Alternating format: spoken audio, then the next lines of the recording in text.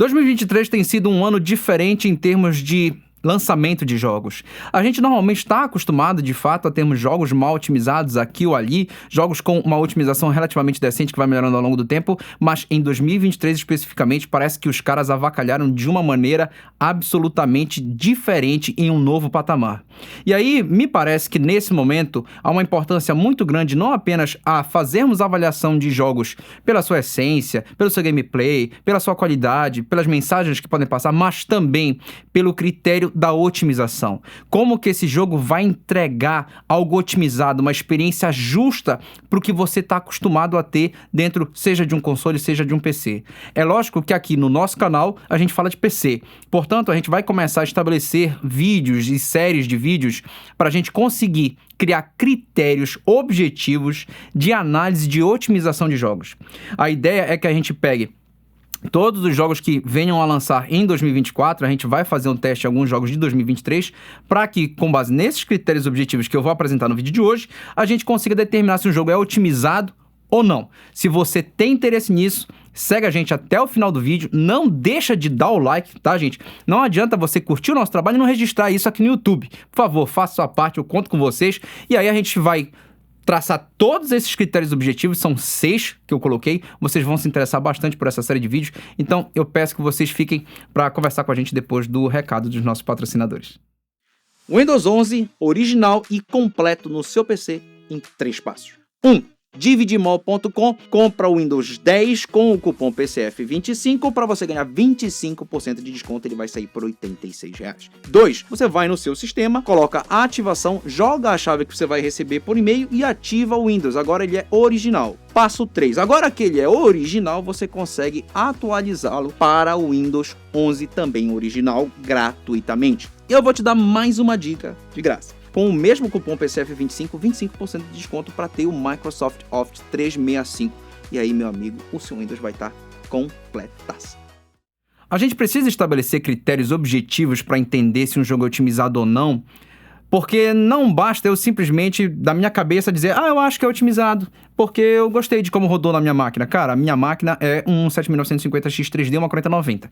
Se algum jogo não rodar bem nisso daí, fica difícil, né? Então, subjetivamente, eu não posso chegar aqui e dizer, olha, já roda bem aqui, então roda bem em qualquer lugar. Não posso fazer isso. Eu preciso criar critérios objetivos em convenção com a própria comunidade para que a gente estabeleça uma forma de dizer, esse jogo é otimizado para basicamente todo mundo, esse jogo não é otimizado para basicamente todo mundo. Quais são os critérios que eu sugiro para debate aqui? Eu vou deixar aí a aba dos comentários absolutamente aberta para que a gente possa estabelecer esse diálogo para eu entender quais são as demandas de vocês e vocês entenderem quais são os critérios que eu julgo pertinentes. O primeiro critério que eu estabeleci é a utilização de hardware. É a gente pegar como que o jogo utiliza o seu processador, seja ele um dual-core, seja ele um octa-core, seja ele um deca-core ou o que quer que seja para GPU também.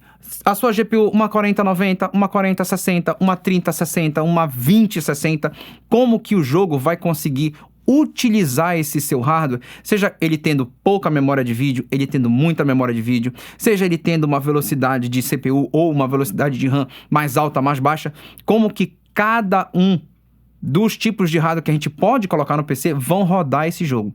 Para isso, evidentemente, a gente vai ter que ter uma plataforma Intel, a gente vai ter que ter uma plataforma Ryzen, a gente vai ter que ter placas de vídeo AMD, placas de vídeo NVIDIA, para que a gente possa entender como que o jogo está otimizado para cada plataforma e estabelecer esse critério com base na utilização de hardware. O segundo critério é o escalonamento. Como que a escada de exigência ela se apresenta no jogo? Em que sentido? Se o jogo tem um preset, por exemplo, no low, que realmente consiga rodar em placas de entrada de muitos anos atrás, ao mesmo tempo que tenha um ultra, que consegue extrair boa performance e excelente qualidade de imagem da galera que tem as placas mais top do mercado. Não adianta ser um jogo como, por exemplo, Starfield, que consegue extrair uma boa qualidade de imagem de uma 4090, mas se você tiver uma 3060, você já não consegue mais rodar ele nem no low a 60 FPS. Seria melhor ser, por exemplo, como jogos tipo Death Stranding, que no low você consegue rodar ele numa placa que roda qualquer coisa, mas no Ultra ele é absolutamente estonteante, é um visual absurdo, entrega não somente uma performance estelar, como também um visual Next Generation, claro, para sua época. O terceiro critério, não menos importante, é a inserção de tecnologia e inovação no jogo. Não adianta o jogo simplesmente rodar. Seria bom que a gente tivesse vários tipos de técnicas implementadas e coisas novas o tempo todo sendo atribuídas ao jogo. Vamos citar alguns exemplos aqui, como customização de FOV, suporte ao ultra-wide, HDR bem implementado, seja automático pelo Windows ou não. De uma certa forma, isso funcionar bem é um critério importante para que a gente entenda se um jogo foi otimizado para PC, para Windows, para que a gente consiga perceber, pô, realmente os caras desenvolveram isso daqui pensando na plataforma PC e não simplesmente trazendo isso do console para que rode de qualquer maneira e aí a gente só pague o preço igual o pessoal do console, mas não tenha os benefícios de estar no PC.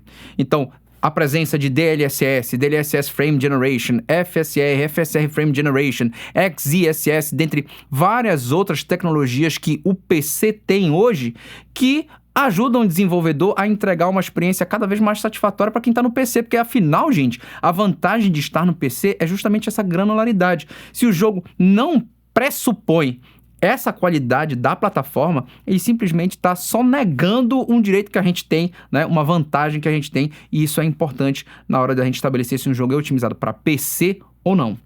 Esse quarto critério ele vai ser um pouquinho mais difícil de estabelecer objetivamente porque se diz respeito a bugs. Existem bugs intrínsecos a engines, como o stutter de Unreal Engine, esse vai ser bem mais fácil de se identificar. O problema com relação àquela inicialização com otimização de shaders que pode demorar bastante, mas tem outros bugs absolutamente aleatórios, randômicos e que depende de cada um, né, de como que cada sistema se comporta, então vai ser um pouco mais difícil da gente replicar. Mas, evidentemente, qualquer uma pessoa que teste algumas horas um jogo, ele consegue perceber se aquele jogo é extremamente bugado ou não, e pelo reporte da galera nos fóruns por aí, a gente consegue determinar o que um jogo consegue entregar de estabilidade, de tranquilidade para quem está rodando ou não. Então esse critério vai ser um pouquinho mais complicado, mas ele precisa ser inserido, porque se um jogo roda relativamente bem, mas ele vive crashando ou vive tendo stutter, realmente não dá para dar a mesma nota que o jogo que roda bem e não tem nada disso. Então é um critério que eu acho importante a gente estabelecer e que, de novo, os comentários vão estar aí abertos para que vocês possam dar ideias, para que a gente sempre melhore essa métrica ao longo do tempo, e se você quiser fazer parte disso, é importante que você deixe seu comentário para que eu possa ler e tentar, já desde o começo, entregar uma forma de parametrizar isso com mais competência. Um outro critério que a gente precisa separar é o de peso do jogo. É você conseguir dimensionar se aquele jogo ele tem um peso porque ele é meramente exigente, ou ele tem um peso porque existe uma qualidade visual diferenciada ao ponto de que aquele peso que ele exige do seu hardware é o bastante. Então, logicamente, vocês conhecem exemplos de jogos como Remnant 2, que são extremamente pesados e que não oferecem absolutamente nenhuma vantagem visual à grande maioria dos jogos que a gente vê hoje em dia. Entretanto, existem outros exemplos como Alan Wake 2, que, de fato, entregam um outro patamar de qualidade de imagem, trazem tecnologias absurdamente inovadoras e que são, de fato, absurdamente perceptíveis a olho nu e quase que uma unanimidade entre todo mundo que teve a oportunidade de jogar. Nesses casos, o peso exigido para o hardware ele se justifica. Então, a gente também precisa ter uma análise objetiva com relação a isso, e que engloba, inclusive, a intenção do desenvolvedor.